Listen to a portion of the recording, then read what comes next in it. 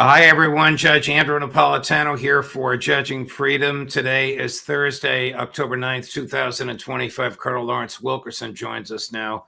Colonel Larry, always a pleasure, my dear friend. Thank you for accommodating my schedule. A pleasure to be able to pick your brain.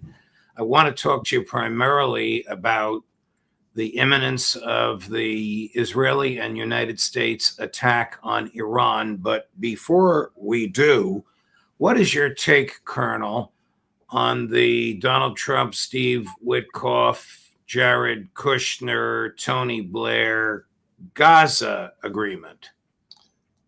First take is it's a ceasefire agreement, not a peace agreement. They've been very clouded over that, but that's what it is. Second comment is that Bibi Netanyahu has never met a ceasefire agreement he's kept. Third comment is he told Smotrich and Ben Gvir, and there's a subheadline in Haaretz today on this, that everything was copacetic. They could rest assured everything was going to continue, and they agreed to stay in the government. Translate that to, I am not going to honor much of this, and I'm going to continue really on my basic path. And you don't need to worry because you know we're going to war with Iran. That's the kicker. And when we go with war with Iran, everything else is obviated. And what will the man who's campaigning for the Nobel Peace Prize do about that, since he's a personal guarantor on the so-called ceasefire, hostage exchange path towards statehood? I don't know how Netanyahu is going to craft this. I would suspect that he's going to do something that would look like Iran started it. But in any event, he's going to war with Iran. And that's going to obviate everything Trump is looking for, especially now he could make this different, but I don't think he will. Steve Bannon seems to think he might make it different. I don't think so, because he will go in. He'll have to go in because Israel will be collapsing. How imminent, Colonel, in your view, is the Israeli-U.S. attack on Iran? Now, you're familiar with the accumulation of American hardware out there. I think it's, as I've said before, I think it's between now and Thanksgiving, and it may be even quicker given that Netanyahu has to move pretty fast because he doesn't want this deal, so to speak, to come to any more fruition than is necessary. What do you mean by that? Well, I mean, he's got to keep his coalition together, and he's got to keep the people who are the most strident in that coalition with him all along. So he can't postpone the war that long and let other dynamics begin to develop, like, for example, positive develops that might accrue to the ceasefire. I don't know how he'll do that, but go to war with Iran, and that means probably sooner rather than later. So Donald Trump flies to Cairo, ostentatiously signs some kind of an agreement. Netanyahu violates the agreement but persuades Trump to join him in an invasion of Iran, and everybody forgets about the agreement while the Iran-Israeli war is going on. Absolutely. That's been his plan all along. I think he's suffered a few setbacks here and there, but I think basically that's been his plan all along. His ultimate, not necessarily that he was going to war with Iran, but it was his ultimate get out of jail free card, and he's now been forced to use it. On the agreement itself, our longtime mutual friend, Scott Ritter, is of the view that it significantly favors Hamas, that they stay there, they can participate in the new government, and the IDF leaves. It all depends. I don't necessarily disagree with that. Hamas seems to have gotten its objectives, but that means that a second state is going to be formed, and that ain't going to happen. Not on Netanyahu's watch, and probably not on any other Israeli prime minister who might replace him's watch or American president. So what they're looking at is all of this being down the tube, so to speak, when the war with Iran starts, and everyone's attention, Judge, will shift majorly to that, and they will forget what's happened in Gaza, the West Bank, East Jerusalem, Syria, Lebanon, and everywhere else, because this is going to be region-wide. What happens in Gaza and to Gaza when the Iranian missiles pierce the Israeli defenses. The Iranians have shown that they are very good at directing their missiles, even in such a constrained territory as is Israel, to the right targets. And they will do that. And that will make the attacks even more devastating because the missiles will be concentrated on key targets. Wow.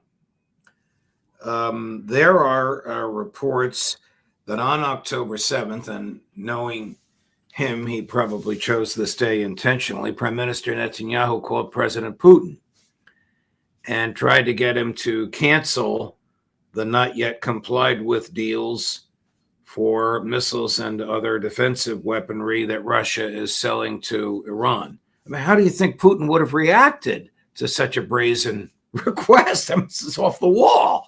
That's Bibi. That's Bibi. He's losing it incrementally. I wish he were losing it a lot faster. I think one of the things that's truly blown him away is what's happened with the Charlie Kirk assassination and that group, Talking Points, or what is it, Turning Point USA.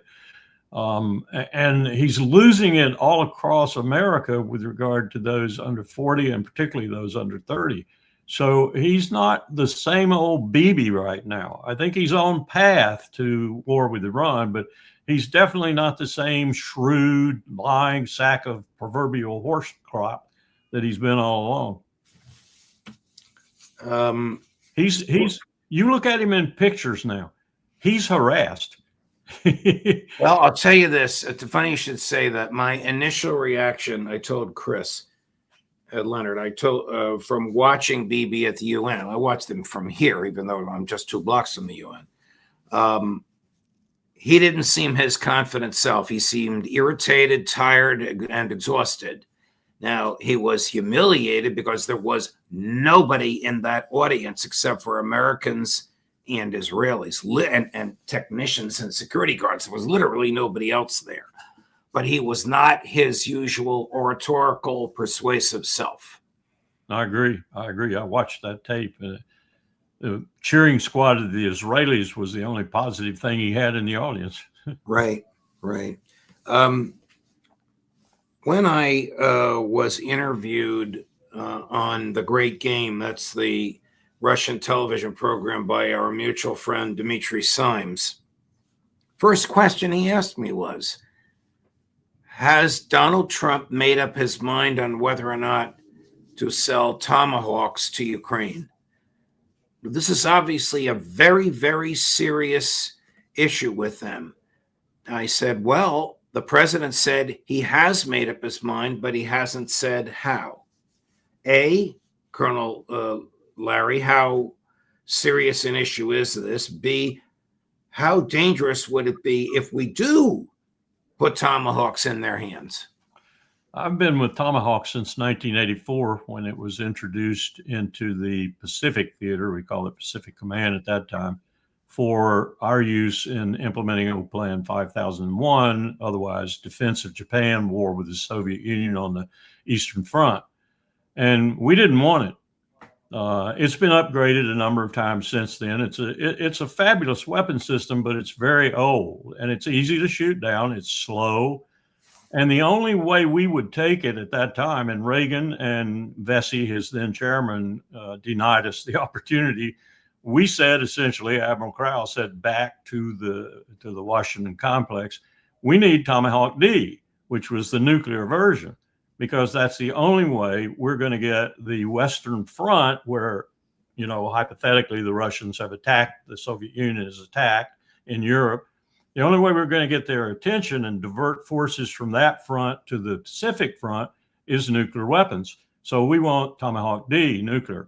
We didn't get it, and probably a good decision by the president. But all to say, the only version that's scary, and you don't know what's coming at you, Judge, right, it, is the nuclear version. So a cadre of Russian technicians, maybe at the lieutenant level, are staring at some radar screens. They call a colonel over and say, there's some Tomahawks coming. Yeah. We don't know what they're armed with, Colonel. What do we do? Right.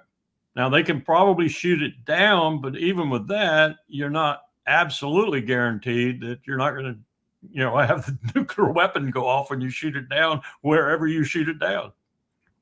If you shoot down a missile containing a nuclear weapon, does it explode? Is it the same as if it's been detonated? It depends on the type of the last time I had any real insight into this, we had a couple of systems that we were worried about that with regard to, but they were ballistic systems. So, you have to answer system by system.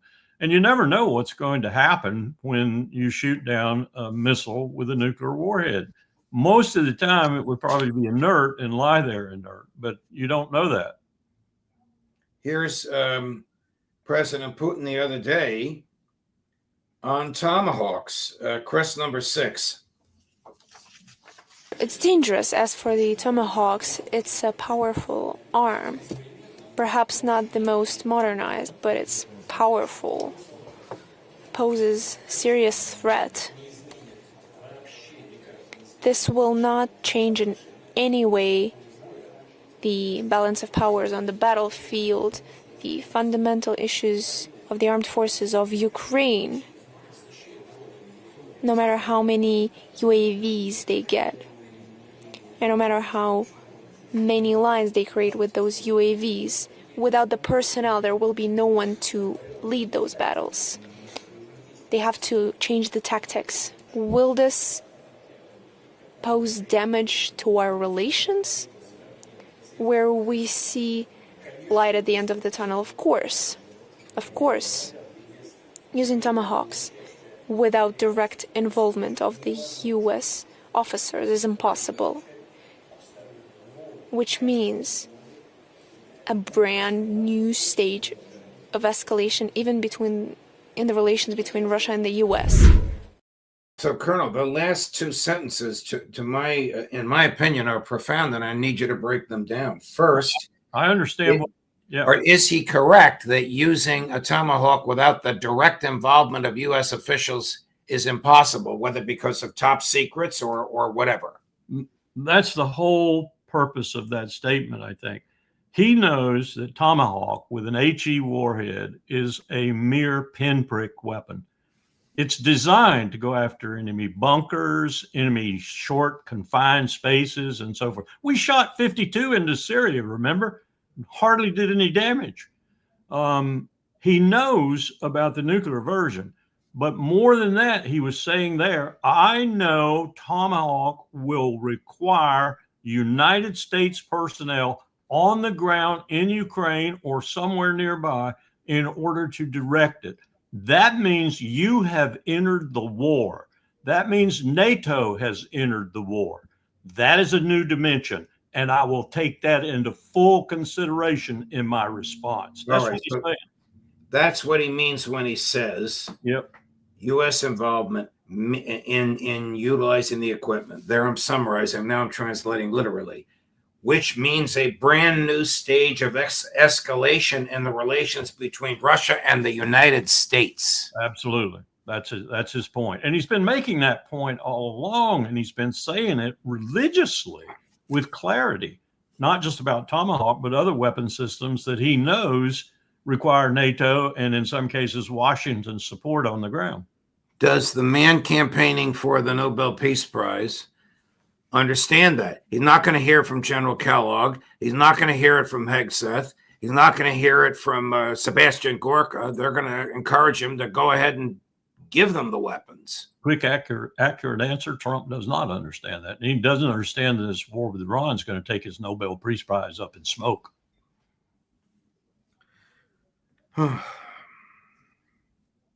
What is the U.S. doing to prepare for war in Iran? What kind of hardware from public sources, obviously? I know you have a top secret security clearance. From public sources, what kind of hardware is being sent to the Middle East? Well, there are refueling aircraft. There are augmentations to Al Udeid. There are augmentations to other airfields in the area. What do augmentations mean other than it means additional It means additional aircraft. It means additional munitions in the bunkers and such. And I think the most foreboding thing, if you will, is the picture that we're laying down for the region in terms of the indigenous forces. People don't realize this. We have more troops in Southwest Asia They're not necessarily combat troops, but they are the key support troops who would be involved in this than we do most anywhere else on the earth, including Europe. So we have a massive complex of forces on the ground in Southwest Asia now. And all of those people are alerted and ready to go. And the most efficient and proficient and largest troop reception area is on the alert. Colonel, might Netanyahu and his regime attack American troops in the Middle East and make it look like it came from Iran?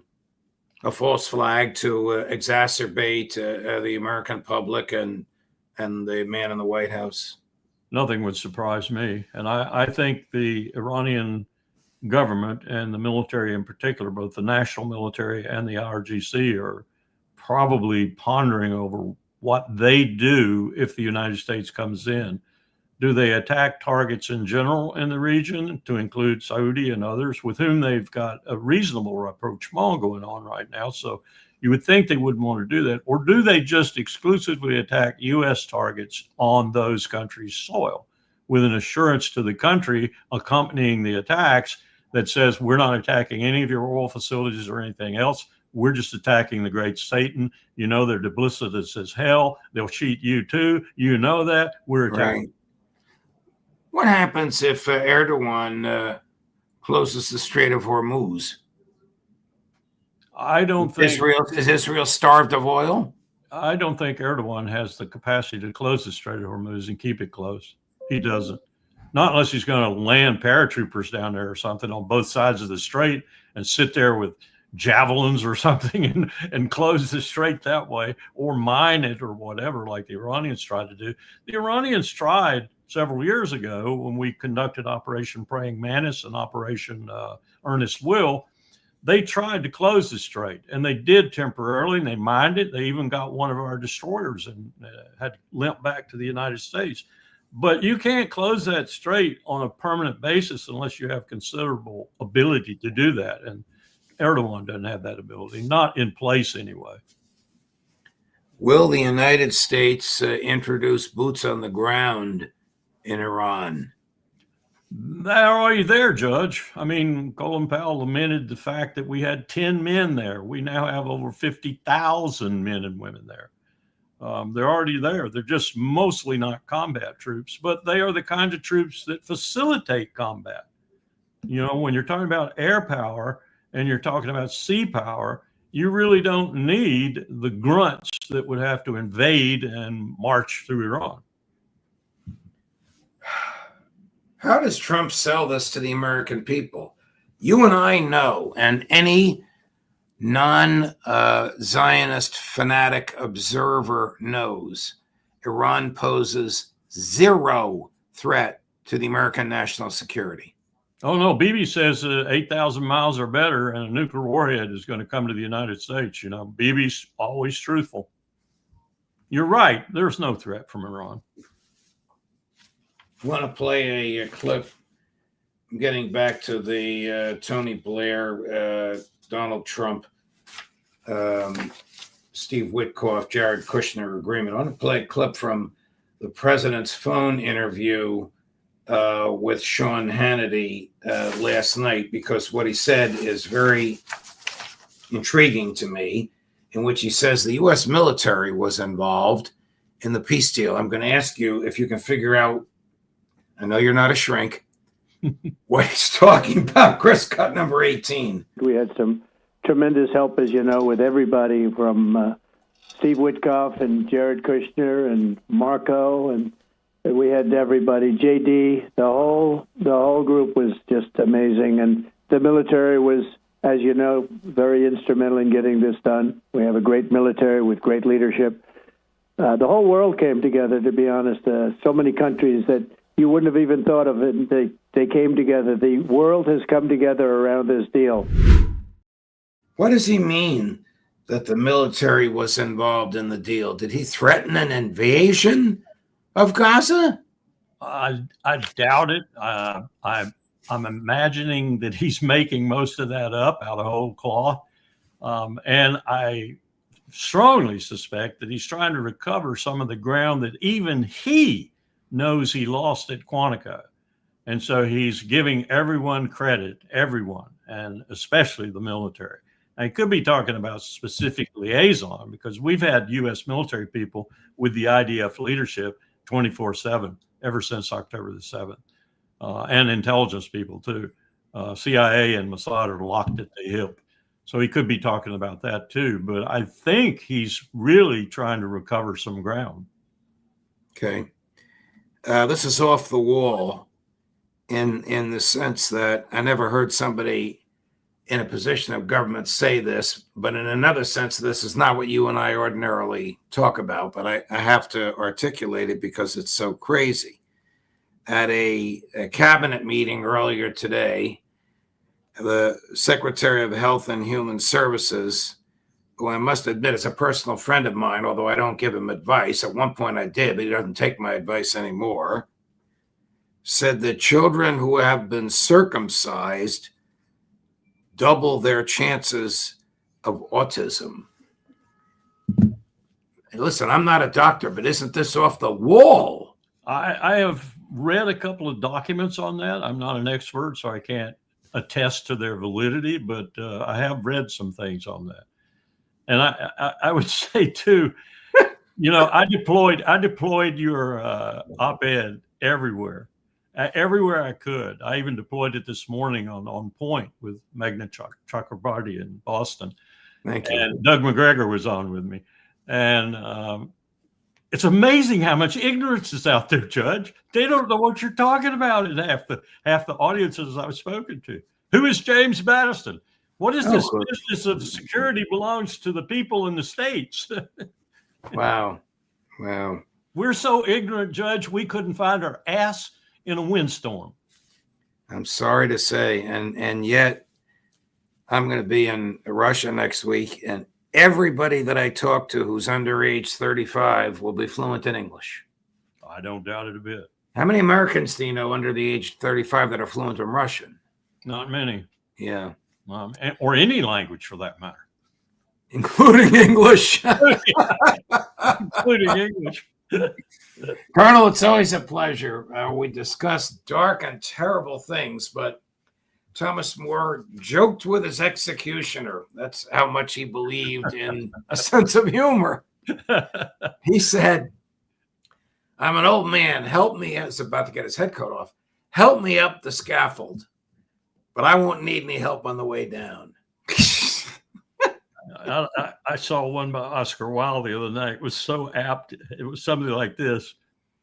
If you're right, you'll be found out sooner or later.